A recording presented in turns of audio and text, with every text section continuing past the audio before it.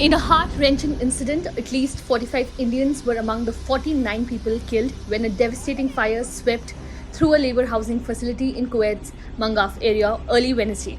The tragedy has cast a spotlight on the appalling living conditions faced by migrant workers in the Gulf region.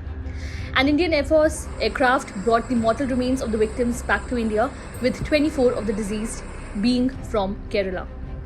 The arrival of the remains at Kochi airport saw the grieving families struggling to come to terms with their loss. Preliminary investigations have revealed glaring safety lapses in the 6-story building that contributed to the tragedy.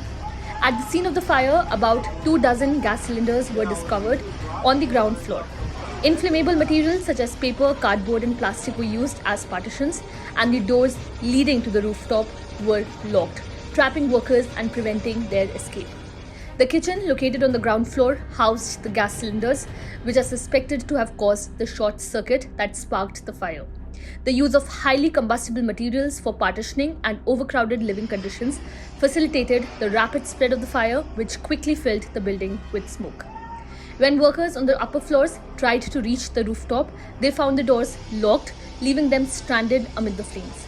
Many victims suffocated while attempting to escape via the smoke-filled stairs.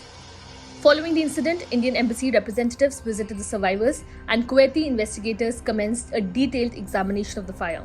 Violations of Kuwait's building code were evident, with internal alterations made to increase living space, thereby obstructing firefighters' access and exacerbating the fire's impact.